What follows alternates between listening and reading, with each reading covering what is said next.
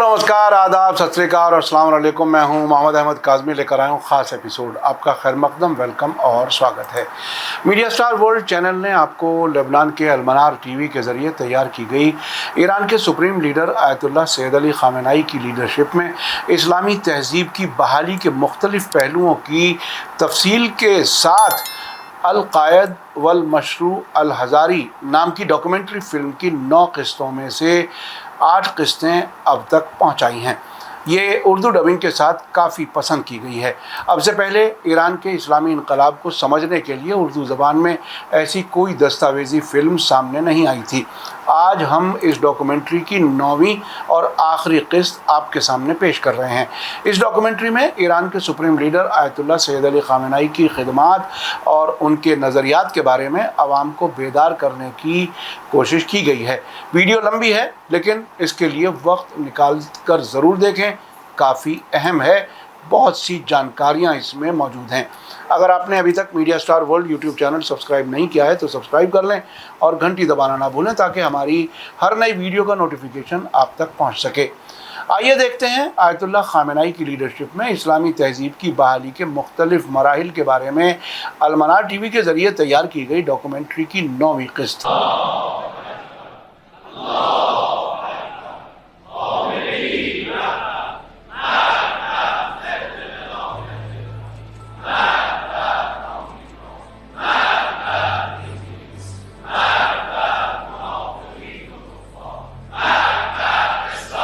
داعیه ما ایجاد تمدنی است متکی به معنویت، متکی به خدا، متکی به وحی الهی، متکی به تعلیم الهی، متکی به هدایت الهی. اگر یک چنین تمدنی رو ملت‌های اسلامی امروز که به حمدالله بسیاری از ملت‌های اسلامی بیدار شدن، به پا خواستن، بتوانند پایه‌گذاری کنند، بشر سعادتمند خواهد شد. داعیه جمهوری اسلامی و انقلاب اسلامی اینه. ما دنبال یک چنین تمدنی هستیم. اینو شما جوانهای عزیز به خاطر بسپرید. این رو شاخص و معیار قرار بدید. انقلاب اسلامی ایران کے رہبر معظم آیت اللہ العظمہ سید علی خامنئی اسلامی تہذیب کی نشاط ثانیہ کی جدوجہد اور راستے کو انتہائی عاشقانہ انداز سے طے کر رہے ہیں۔ اس راستے میں بڑی مشکلات پیش آ رہی ہیں، بڑے گرد و غبار اڑائے جاتے ہیں، لیکن آپ اس راہ پر کسی تھکاوٹ کے احساس کے بغیر ثابت قدمی کے ساتھ آگے بڑھتے جا رہے ہیں۔ آپ ہمیشہ اس کے مادی اور روحانی پہلو پر توجہ دیتے اور دلاتے رہتے ہیں۔ دشمن کی طرف سے کسی بھی قسم کی دھمکیاں اور جنگی تیاریاں آپ خاطر میں نہیں لاتے۔ سازشیں اور دھمکیاں آپ کو روک نہیں سکتی۔ آپ کی قائدانہ صلاحیتوں کو دیکھ کر نہ صرف لوگ حیرت کا اظہار کر رہے ہیں، بلکہ آپ کی قائدانہ صلاحیت اور اسلوب پر اب تحقیقاتی اداروں میں مطالعات شروع ہو چکے ہیں۔ ایک مرتبہ ہم قبلہ کی خدمت میں بیٹھے تھے۔ ایک صحافی آیا اور اس نے قبلہ سے سوال کیا، معذرت چاہتا ہوں، کیا آپ نے کبھی سوچا تھا کہ آپ ایک دن رہبر بنیں گے؟ تھوڑی دیر خاموش رہنے کے بعد رہبر معظم نے ایک واقعہ سنایا۔ کہا، میں آپ کے سوال کا جواب اپنے ایک واقعے سے دیتا ہوں۔ میں مشہد میں طالب علم تھا، کوچہ چہار باغ مدرسہ سلیمانیہ میں پڑھتا تھا۔ ایک دن جب میں کلاس میں گیا، سارا دن پڑھنے کے بعد شام کے وقت اپنی رہائش گاہ پر واپس آیا۔ اس رات میرے دوست کی باری تھی کہ وہ کھانا تیار کرے اور دسترخوان بچھائے، پھر ہم مل کر کھانا کھائیں۔ لیکن افسوس کہ مجھے اس دن کا سبق سمجھ نہیں آ رہا تھا۔ میرے ہاتھ میں کتاب تھی، میں کمرے میں ایک طرف سے دوسری طرف ٹہل رہا تھا، یوں ہی چل رہا تھا اور کتاب پڑھ رہا تھا۔ میرا دوست جس کے ذمہ تھا کہ وہ کھانا بنائے، دسترخوان بچھائے، روٹی لے کر آئے، وہ سب تیار کر کے انتظار کر رہا تھا۔ وہ آوازیں دیتا رہا۔ میں بہت دیر سے پہنچا تو وہ غصہ کرنے لگا، کہتا ہے، سید علی کتاب بند کرو، اگر آپ کو سمجھ نہیں آئی تو میں بھی نہیں سمجھا، فلاں کے پلے بھی کچھ نہیں پڑا، اگر ہمیں سمجھ آ بھی جائے تو ہم نے کیا بننا ہے؟ سختی کے ساتھ جو اس نے مجھ سے سوال کیا تو میں مجبور تھا کہ اس طالب علم اپنے رفیق کا جواب دوں۔ میں نے کتاب بند کر دی۔ میں نے کہا، دیکھو میرے دوست، ابھی میری عمر 13 سال ہے اور بالغ ہونے سے پہلے میں نماز پڑھتا ہوں۔ بعض راتوں میں توفیق حاصل ہوتی تو تہجد کی نمازیں پڑھتا تھا۔ میرا ایک منظم اوقات کار تھا۔ میں تہجد کی نماز اور قنوت میں ایک مخصوص دعا کرتا تھا۔ میں ہمیشہ پروردگار سے عرض کرتا کہ اللہم اجعلنی مجدد دینک و محیی شریعتک۔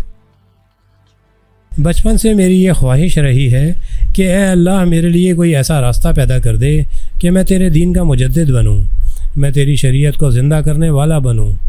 یہ میری چاہت تھی، یہ میرا خواب، میرا عمل اور یہ میرا فکری افق تھا، لیکن میں ابھی اس تک نہیں پہنچا۔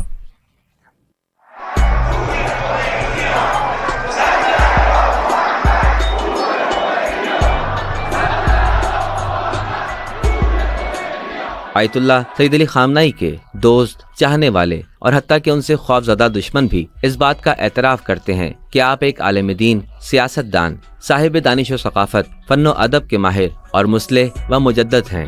لیکن جو لوگ آپ کو قریب سے جانتے ہیں کہتے ہیں کہ ان متعدد صلاحیتوں نے آپ کو غیر معمولی قائد و رہبر کے طور پر پیش کیا ہے۔ ہمیں نہیں بھولنا چاہیے کہ اس رہبر کو مشرقی سمت میں افغانستان سے گھیرا گیا، جبکہ شمال مشرق یعنی عراق میں ہزاروں امریکی فوجی بیٹھے تھے۔ خطے میں امریکی اثر و رسوخ جو ایران کو دھوکہ دینا چاہتا تھا۔ نیز ایران اقتصادی محاصرے میں ہے، تو کیسے آپ نے اس چیلنج کو ایک موقع غنیمت میں بدل دیا اور امریکہ کو عراق، افغانستان میں ناکام بنایا اور مزاحمتی بلاک کو ایک مضبوط قوت کے طور پر پیش کیا؟ یہ تب ممکن ہے جب کسی کے پاس ہر حوالے سے غیر معمولی قائدانہ صلاحیت، بصیرت اور اثر و رسوخ موجود ہو۔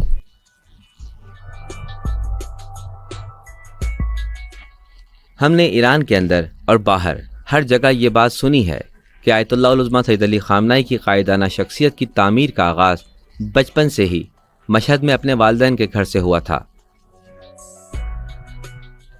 رہبر معظم کے پہلے استاد اور تربیت کرنے والے ان کے والد تھے، کیونکہ وہ اپنا زیادہ تر وقت گھر میں علمی امور کے تحقیق اور مطالعہ کرنے میں صرف کرتے تھے، جس کی وجہ سے انہیں بچوں کے ساتھ رہنے کا کافی وقت مل جاتا۔ لہٰذا وہ اپنے بچوں کی تعلیم و تربیت پر خاص توجہ دیتے۔ اسی وجہ سے رہبر معظم کی زندگی پر اپنے والد کی تربیت کا گہرا اثر ہے۔ اسی طرح ان کی والدہ کا ایک علمی خاندان سے تعلق تھا، وہ بھی علماء کے گھرانے میں سے تھی۔ وہ بہت سلجھی ہوئی اور گھریلو خاتون تھی۔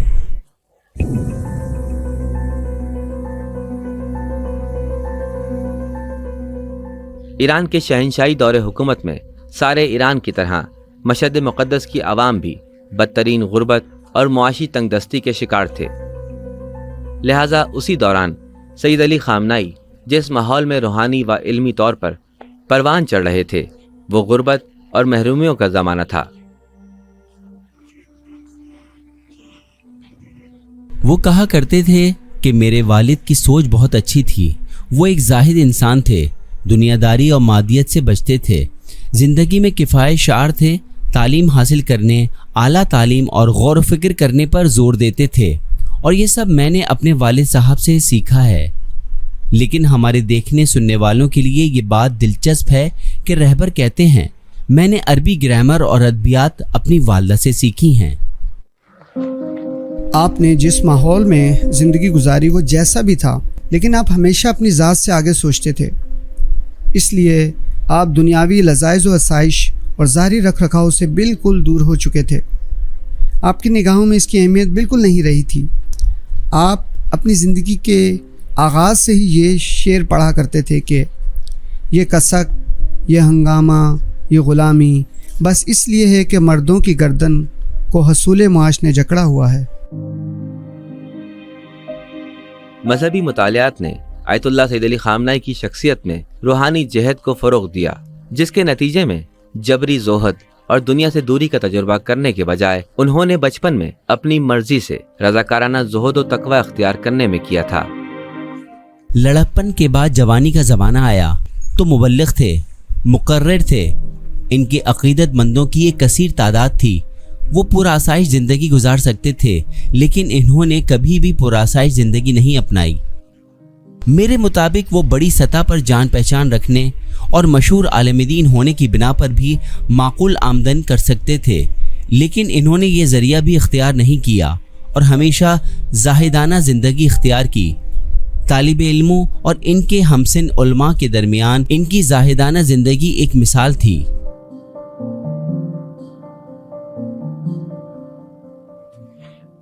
آپ کا ایک دوست فیملی کے ساتھ مشہد زیارت کے لیے آتے ہیں تو سید اپنے گھر میں اسے ٹھہراتے ہیں اور خود کسی دوسری جگہ مشہد کے قریب جا کر رہتے ہیں۔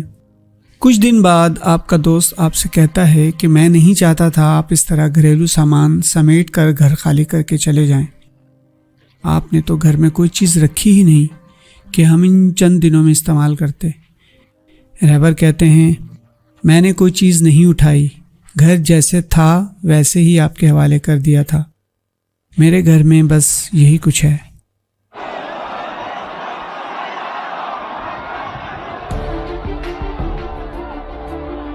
انقلاب اسلامی ایران کے رہبر کا زاہدانہ طرز زندگی ہے جو عوام کے مختلف طبقوں کو آپ کے گرد جمع کیے ہوئے ہے، اور آپ ہمیشہ ان لوگوں کی مشکلات اور مسائل حل کرنے میں کوششیں کرتے دکھائی دیتے ہیں۔ گاهی غلامی مثلا نشسته بود یک جایی رو زمین و داشت نان جوی میخورد، حضرت عبور میکردن، تعارف میکرد، آقا بفرمایید، مینشستن، نمیگفتن شأنمون نیست، نمیشه، مناسب نیست۔ اینی که ما اینقدر میگیم و میشنویم که باید مردمی باشیم، یعنی این مردمی بودن به ادعا کردن نیست، با مردم، با زندگی مردم کنار بیاییم، مثل مردم زندگی کنیم، با مردم انس بگیریم، با طبقات مختلف مردم. این معنای مردمی بودن۔ آپ شروع سے ہی ہمیشہ عوام کے درمیان رہنا پسند کرتے ہیں۔ آپ کا تعلق اس فکر کے حامل افراد سے نہیں کہ جو کہتے ہیں عام آدمی سے فاصلے پر رہو، جو بند دروازوں کے پیچھے رہتے ہوں۔ آپ ان میں سے نہیں ہیں، آپ خود کو ایک عام آدمی تصور کرتے ہیں۔ ہم یہاں مشہد میں مدرسہ سلمانیہ میں آئے ہیں، جہاں سے آیت اللہ سید علی خامنائی نے اپنی تعلیمی زندگی کا آغاز کیا۔ بہت کم سنی میں آپ یہاں تعلیم حاصل کرنے آئے، اور پھر بعد میں آپ نے اعلیٰ تعلیم کے لیے مشہد، نجف اور قم کے حوزہ علمیہ کا رخ کیا۔ آپ نے بچپن سے ہی دینی تعلیم شروع کر دی تھی۔ آپ 18 سال کی عمر میں ہی دینی تعلیم کے اعلیٰ مرحلے درس خارج تک پہنچ چکے تھے۔ آپ ذہانت، فہم، مطالب اور تحقیق و جستجو میں مشہور تھے۔ میری رائے میں 20 سال کی عمر میں آپ درجہ اجتہاد پر پہنچ چکے تھے۔ آیت اللہ سید علی خامنائی نے دینی علوم کو جس انداز سے سیکھا تھا وہ ان علماء سے مختلف تھا جو حجروں میں بند ہو کر کتابی بن کر رہ جاتے ہیں اور صرف فقہی فتوے دینے کی صلاحیت پر توجہ رکھتے ہیں۔ العلماء ورثة الانبیاء، ما اگر در کسوت عالم دین قرار گرفتیم، چه زنمون، چه مردمون، چه سنیمون، چه شیعهمون، ما ادعای بزرگی رو با خودمون داریم حمل میکنیم. ما میگیم نحن ورثة الانبیاء. این وراثت انبیا چیست؟ مبارزه با همه اون چیزی است که مظهر اون عبارت است از طاغوت، با شرک، با کفر، با الحاد، با فسق، با فتنه.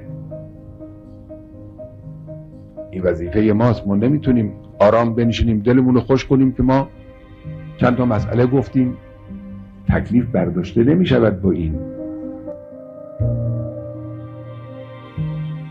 ان کی جو کلاسیں ہوتی، جو پروگرام ہوتے تھے، ان کے ساتھ ساتھ وہ اپنے طالب علموں کی فکری و روحی تربیت کرنے، نیز معاشرتی اور سیاسی شعور میں اضافے پر تاکید کرتے تھے۔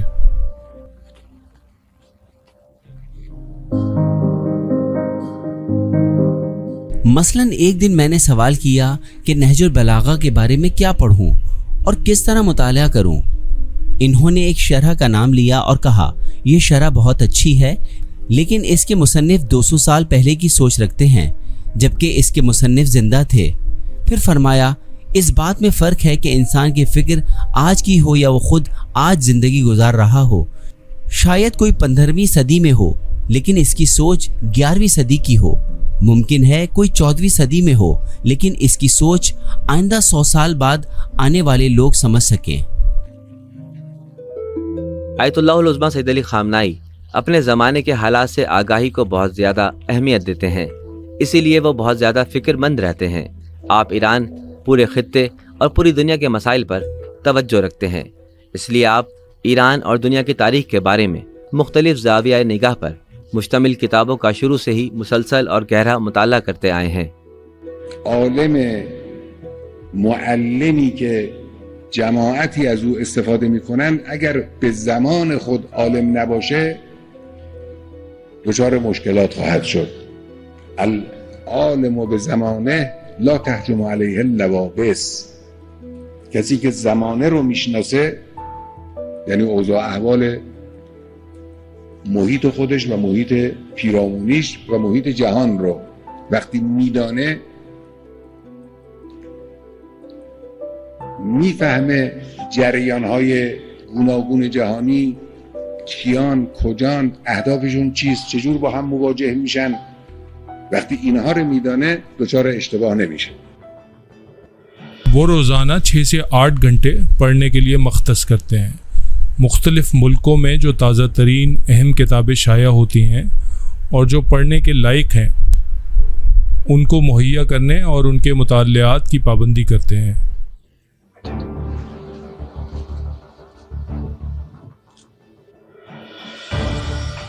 حقیقت یہ ہے کہ انہوں نے ہمیں متنبع کیا اور ہمیں ایسا پروان چڑھانے کی کوشش کی کہ ہم پڑھنے کے شوقین ہوں. وہ کہتے تھے کہ جتنا ہو سکے قدیم ورثے کا مطالعہ کریں، مختلف تفاسیر، مختلف روایات، فلسفہ، علم کلام پڑھیں. آپ کا ذہن اتنا بھرا ہوا ہو کہ جب آپ گفتگو کریں، جب آپ اسلام کے بارے میں بات کریں تو حوالہ جات بتا سکیں. دوسری بات یہ کہ مطالعہ کرتے ہوئے اور سوچ بچار میں تاریخی پیچیدگیوں میں الجھنے کی کوشش نہ کریں. تاریخ کی گہرائیوں میں سرگرداں رہنے کا مطلب یہ ہے کہ آج کے لیے آپ کے پاس الفاظ نہ ہوں. امام خمینی نے گزشتہ صدی کی 60ویں دہائی میں جب ایرانی شاہی نظام کے خلاف انقلاب کی پہلی لو روشن کی تھی تو اس وقت سید علی خامنائی بے عنوان عالم بے زمانہ اس انقلابی تحریک کی پہلی صفوں میں دکھائی دینے لگے.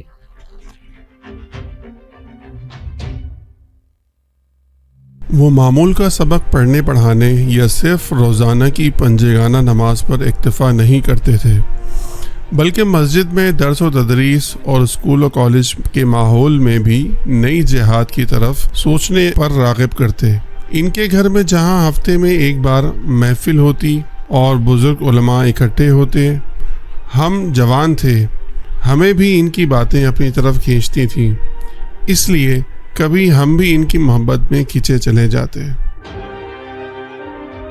آیت اللہ سید علی خامنائی امام خمینی کی انقلابی تحریک میں ان نمایاں شخصیات کی صف میں شامل رہے کہ جنہیں خواص کے نام سے یاد کیا جاتا ہے. ببینید عزیزان من، به جماعت بشری که شما نگاه میکنید در هر جامعه‌ای، در هر شهری، در هر کشوری با یک برش مردم تقسیم میشن به دو قسم.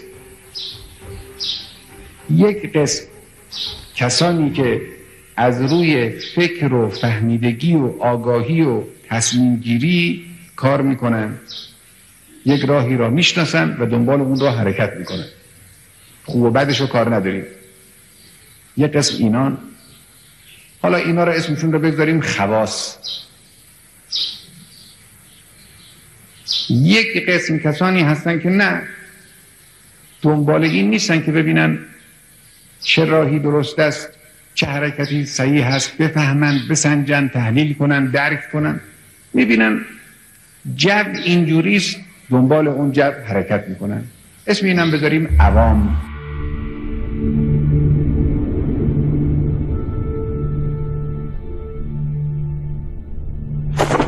السلام علیک یا ابا عبدالله و علی الارواح التي حلت بفنائک. واقعہ کربلا کے عظیم مارکے کا تجزیہ و تحلیل کرتے وقت بھی آیت اللہ سید علی خامنائی انہی خواص کے کردار کی جانب توجہ دلاتے ہیں کہ جنہوں نے سرنوشت ساز مرحلے میں دنیا کی چمک دمک اور لالچ کی وجہ سے، دنیا کے کھو جانے کے ڈر سے اپنا ضروری کردار ادا نہیں کیا تھا۔ آقا چرا شما شهادت حق ندادی وقتی دیدی که هانی اینجوریست؟ نقش خواص ترجیح دهنده دنیا بردید. اگر امثال شبس ابن ربعی در یک لحظه حساس از خدا میترسیدن به جای اینکه از ابن زیاد بترسن، تاریخ عوض میشد.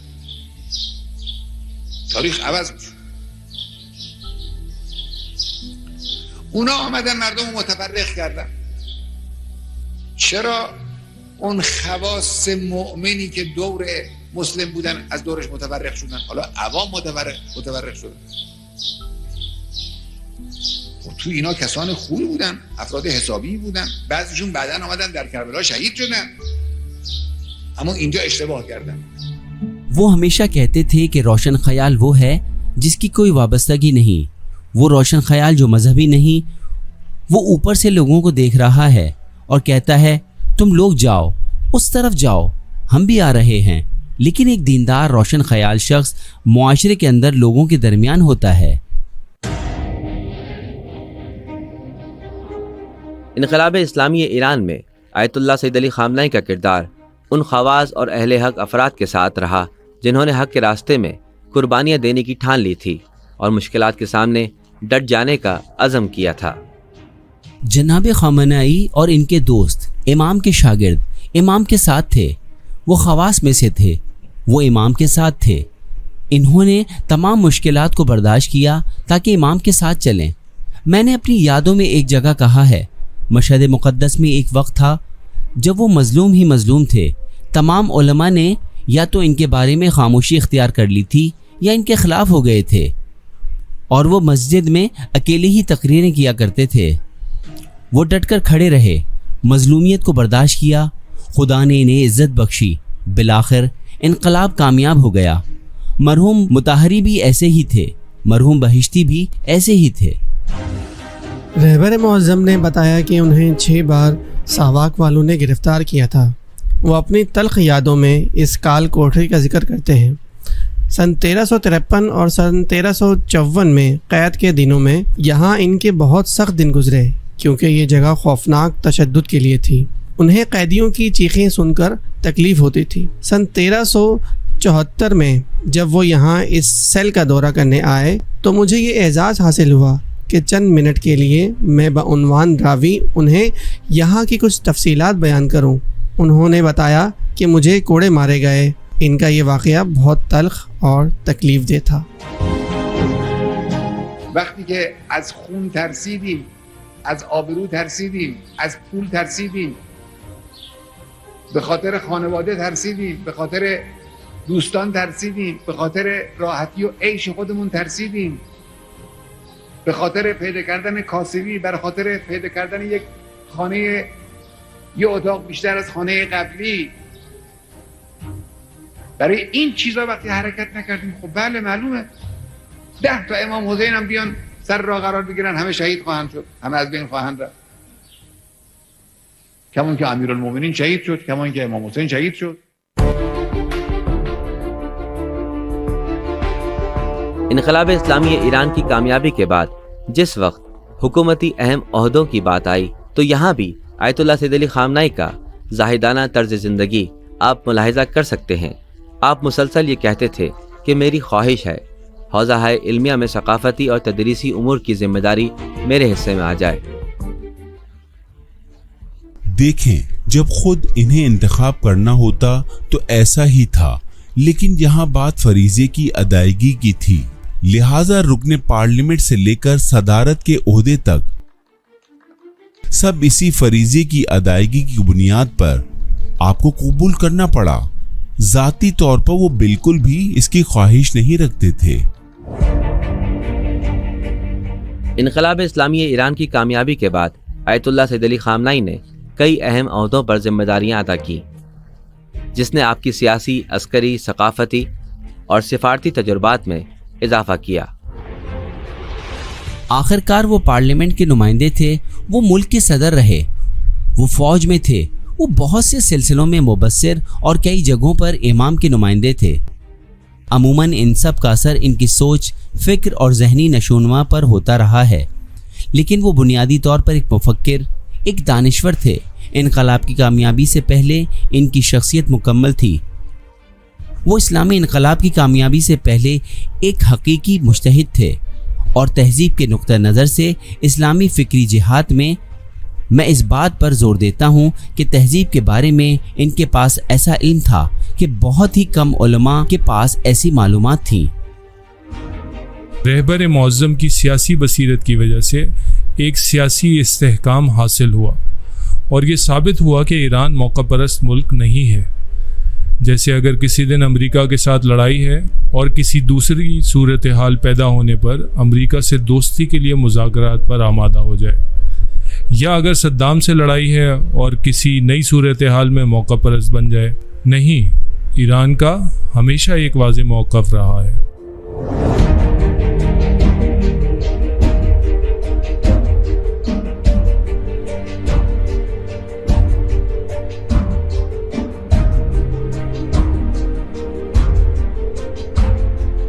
موافق هستن قیام کنن.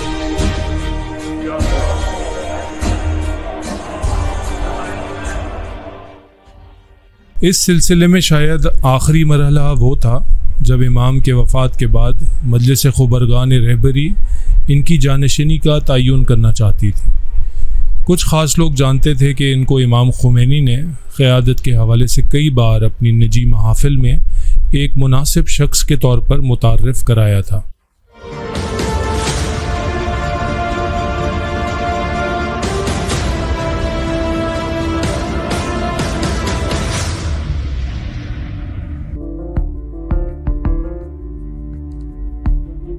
جس وقت آیت اللہ سید علی خامنائی امام خمینی کی قیادت پر مکمل بھروسے کے ساتھ آگے بڑھ رہے تھے، تو اس وقت آپ کے اندر موجود صلاحیتوں سے انتہائی قریبی افراد کے علاوہ کوئی اچھی طرح واقف نہیں تھا۔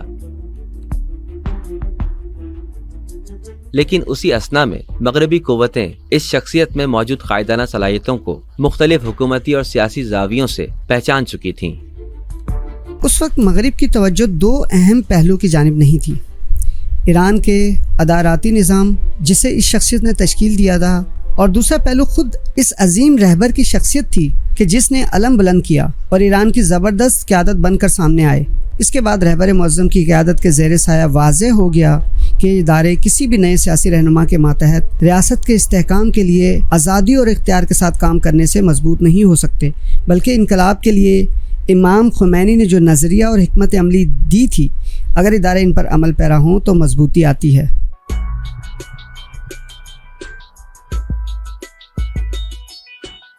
آیت اللہ سید علی خامنائی نے جس وقت رہبریت کا منصب سنبھالا تو یہ اسلامی جمہوریہ ایران کی تاریخ کا ایک حساس و نازک موڑ تھا، جہاں اس شخصیت نے اندرونی اور بیرونی خطرات کو غیر معمولی انداز سے اپنی قوم کے لیے ایک زبردست موقع غنیمت میں بدل کر رکھ دیا۔ امام کے بعد وہ ملک میں قیادت قائم کرنے میں کامیاب ہوئے۔ اس قیادت نے در حقیقت ایک ڈھانچہ دیا۔ رفتہ رفتہ ملک میں ایک نظام قائم ہوا، رہبری کا مقام انہی کی قیادت میں واضح ہوا۔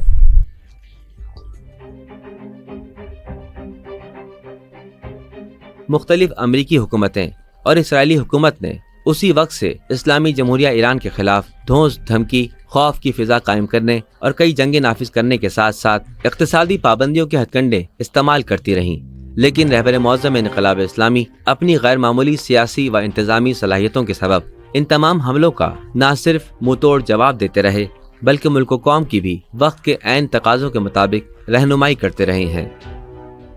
آپ کبھی بھی دھمکیوں کے سبب پیچھے نہیں ہٹے، آپ نے کبھی بھی پابندیوں کے دباؤ کے سبب واپسی کی راہ نہیں لی، نہ ہی کبھی عسکری گیدڑ بھپکیوں نے آپ کو موقف بدلنے پر مجبور کیا۔ آپ ہر دھمکی کا جواب بڑی دھمکی سے دیا کرتے ہیں۔ آپ کہتے ہیں ان دھمکیوں کا جواب ان سے بڑی دھمکی کے ذریعے دو۔ جس وقت ٹرمپ نے ایک جملہ کہا، آپ نے اس سے زیادہ سخت جملے کے ساتھ اس کو جواب دیا۔ میں مبالغہ آرائی نہیں کرنا چاہتا، لیکن میں دل سے کہتا ہوں یہ حقیقت تھی اور تمام شواہد اس کی تصدیق کرتے ہیں۔ رہبر معظم کی ملکوتی نگاہوں نے ان تمام سازشوں کو بے اثر کر دیا۔ اس کا مطلب ہے کہ دشمن ہر طرف سے آئے ہیں۔ ذرا ایک نظر ڈالیں، ہر طرف سے ہر وہ چال جو انہوں نے سوچی، انہیں حضرت آغا کی ہوشیاری اور ذہانت کا سامنا کرنا پڑا اور دشمن کی تمام چالیں ناکام ہو گئیں۔ اللهم إن كانوا محسنين فزد في إحسانهم وإن كانوا مسيئين فتجاوز عنهم اللهم إنا لا نعلم منهم إلا خير۔ رہبر معظم انقلاب اسلامی کی صفات و خصوصیات نے مغرب والوں کو حیرت زدہ کر رکھا ہے۔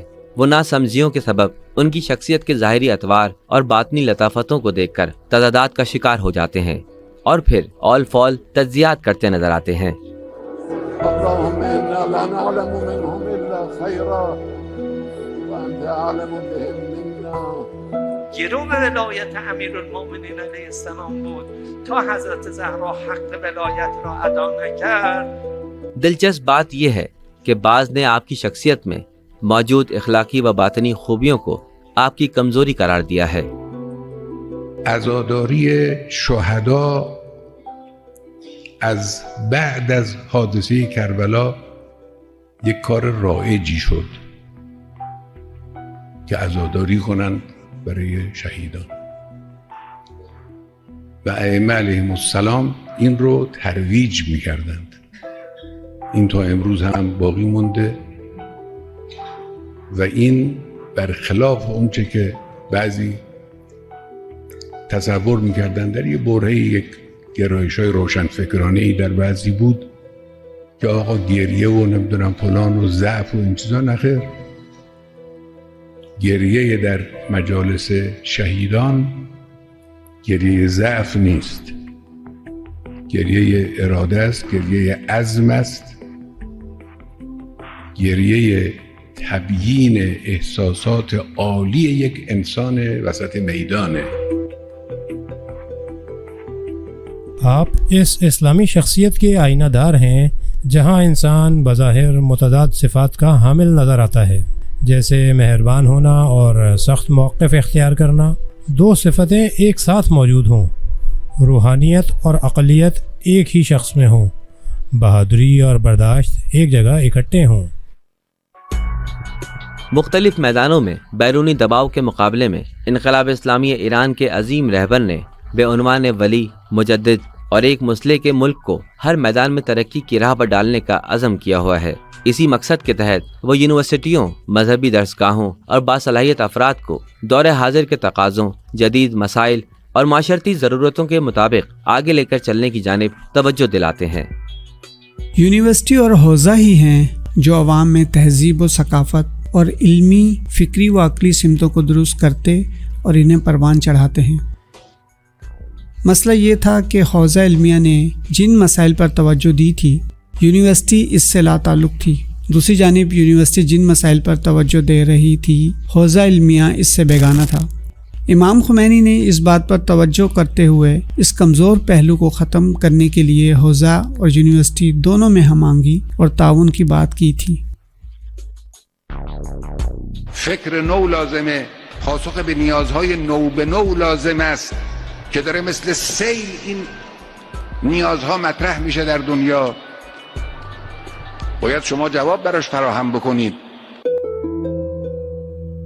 آیت اللہ سید علی خامنہئی کا کہنا ہے کہ اصلاح اور تجدید وقت کے تقاضوں اور انسانی معاشروں کی ضرورتوں کے عین مطابق ہونا چاہیے، لیکن اصلاح اور تجدید کا مطلب بنیادی معاشرتی و اخلاقی اصولوں کی خلاف ورزی ہرگز نہیں ہے۔ میخواد چیکار کنه حوزه که اسمش تحول باشد؟ اگر تحول را به معنای تغییر خطوط اصلی حوزه ها بدانیم، مثل تغییر متد اجتهاد مثلا. قطعا این یک انحراف است، تحول است، اما تحول به سمت سقوط. شیوه اجتهادی که امروز در حوزه های علمی رایج است و علمای دین به اون متکی هستند، یکی از قوی ترین و منطقی ترین شیوه های اجتهاده. اجتهاد متکی به یقین و علم با اتکاء به وحی. इनका हमेशा एक नज़रिया था और इन्होंने हमें भी ये बताया कि अगर कोई आज की बात करना चाहता है और आज की इस बात की जड़ें कल में नहीं हैं तो ये हवा में पानी उछालने के मुतरादिफ होगा। जदीदियत अगर इसकी जड़ें सुन्नत में ना हो तो इसकी कोई वक़्त नहीं। अगर कोई वक्त के दायरे के साथ चलना, आगे बढ़ना और आज की बात करना चाहता है तो इसे अपने माजी की हकीकत को नहीं भूलना चाहिए।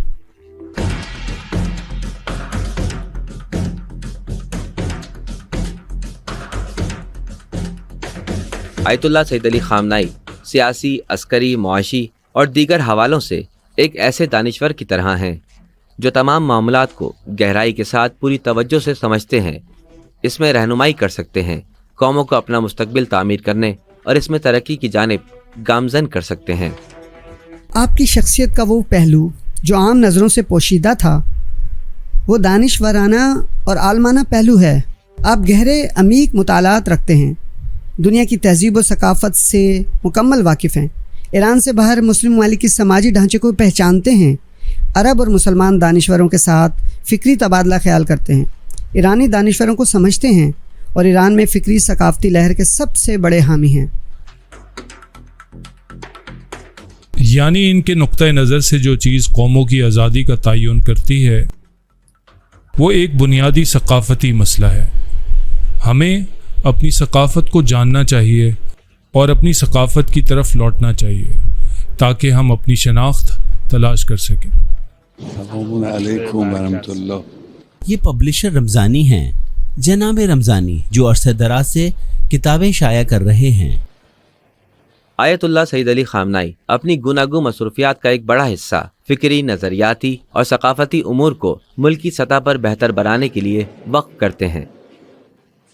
مسئولین فرهنگی دولت از جمله کارهایی که خیلی باید به او بپردازن و واقعا یک دقیقه رو فروگذار نکنن در او این است که به فرهنگ عمومی جامعه و ابزارهای فرهنگی، وسایل فرهنگی جهت ارزشی بدن، چون تلاش زیادی شده تا این جریانهای فرهنگی و عاملهای فرهنگی در جهت غیر ارزشی حرکت کنه. هنر و ادبیات و شعر و سینما و بقیه در جهت غیر ارزشی راه بیفتن. شما باید کمک کنید و همه تلاشتون رو بکنید که جهت بدید به تحرکات فرهنگی کشور در جهت ارزشی.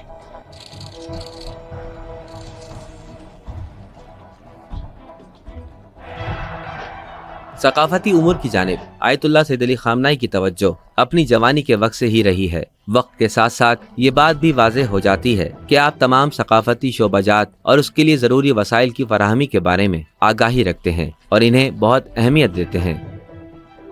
उलमा, तलबा और अहले इल्म हजरात में कोई ऐसा जो बेवक्त शेर, अदब, सिनेमा, फ़न से वाकिफ़ हो मैंने नहीं देखा। आकाए खामनाई सिनेमा और थिएटर को बखूबी जानते हैं। अगर अभी वो यहाँ कोई फ़िल्म देखें तो वो फ़िल्म का फ़नी, तकनीकी, तनकीदी जायज़ा ले सकते हैं। लिहाजा कोई ऐसा कि जो फ़िल्म को जानता हो, तहज़ीब के उसूल समझता हो, इसे फ़िक़्ह, सुन्नत, हदीस, रिजाल और तफसीर का भी इल्म हो, ये सब एक जगह हो। उलमा में से मैं किसी को इस हद तक नहीं जानता। वो आसमानी हो गया और उसकी खाक, उसकी राख ज़मीन पर रह गई और नाम की तख्ती, और उसने मिट्टी के सफ़े पर खून की स्याही से लिखा। सकाफ़ती शोबों की तरक्की में आयतुल्लाह सैयद अली खामनाई ادب و ہنر کو بہت اہمیت دیتے ہیں۔ اس بات کو سب ہی جانتے ہیں کہ آپ ایک ماہر ادیب اور زبردست قسم کے بے باک شاعر بھی ہیں۔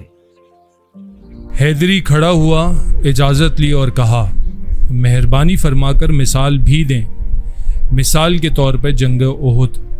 آپ شاعروں کے ساتھ نشست و برخاست کرتے ہیں، 3-4 گھنٹے آپ بڑی توجہ سے انہیں سنتے ہیں اور باریک بینی کے ساتھ اپنی رائے دیتے ہیں، پھر اپنے بھی کچھ شعر کہتے ہیں۔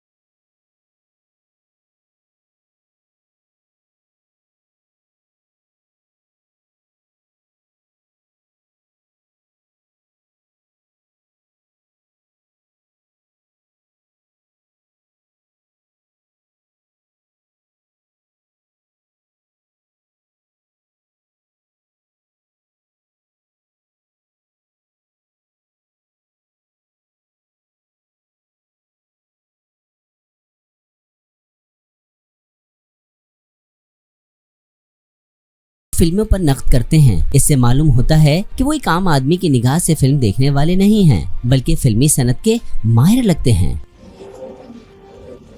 رہبر معظم انقلاب اسلامی ہر قسم کے آرٹ اور فن کی مکمل حمایت کرتے ہیں، اس لیے حکومتی حکام اور عہدیدار بھی مسلسل فن و ہنر کو ہر پہلو سے پھیلانے میں تعاون کرتے ہیں۔ جب وہ صدر جمہوریہ کے عہدے پر تھے تو ہماری مصوری کی نمائشوں کا دورہ کیا کرتے تھے۔ مجھے یاد ہے کہ میری جوانی کے دنوں میں جب بھی ہماری کوئی نمائش ہوتی تو وہ تشریف لاتے تھے۔ انقلاب کی نمائشوں میں، خاص طور پر دفاع مقدس کے دنوں میں۔ اب بھی ہر سال فنکاروں سے کئی اجتماعی ملاقاتیں کرتے ہیں اور وہ سمجھتے ہیں کہ اسلامی تہذیب کی طرف بڑھنے کا سب سے طاقتور ذریعہ آرٹ کا استعمال ہے، اور وہ آرٹ کے مقام کو بہت بلند سمجھتے ہیں۔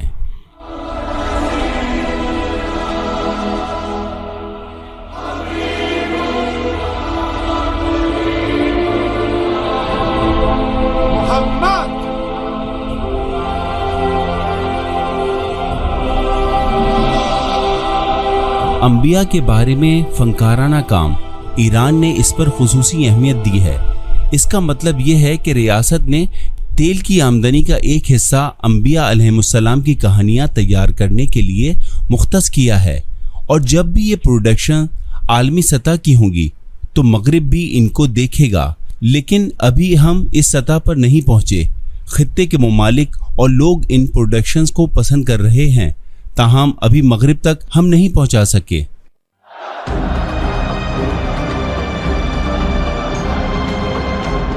اخلاقی، سیاسی، علمی، فکری، ادبی، قیادی اور مختلف پہلوؤں سے جس قسم کی صلاحیتیں آیت اللہ سید علی خامنہئی میں پائی جاتی ہیں، اس نے انہیں ایک نادر اور غیر معمولی شخصیت بنا دیا ہے۔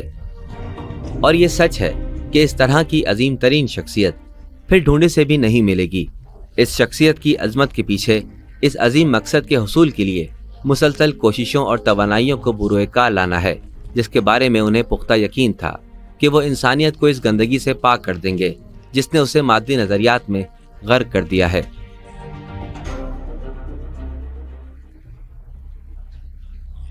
آپ نے نہج البلاغہ، قرآن مجید، فقہ و اصول کو اسی بڑے تہذیبی نقطہ نظر کے ساتھ مطالعہ کیا ہے۔ قرآن مجید کا ہدف کیا ہے؟ نہج البلاغہ کا مقصد کیا ہے؟ اسلام کی اصل حکمت عملی کیا ہے؟ ظاہر ہے کہ یہ عظیم اسلامی تہذیب کا پھیلاؤ اس کی نشات ثانیہ ہی ہے۔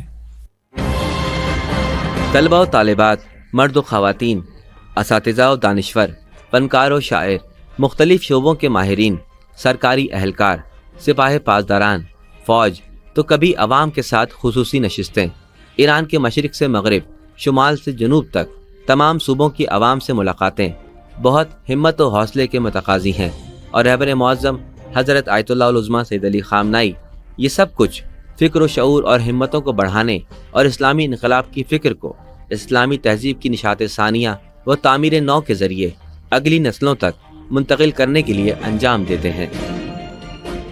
روایت از امام صادق علیه السلام نقل شده است، علی ظاهر از امام صادق علیه السلام، که روایت میکنن ایشون حدیث قدسی را که لأعذبن كل رعیة اطاعت امام جائرا لیس من الله و ان كانت الرعیة فی انفسها یا فی نفسها طائعة مؤمنه، یه همچی تعبیری.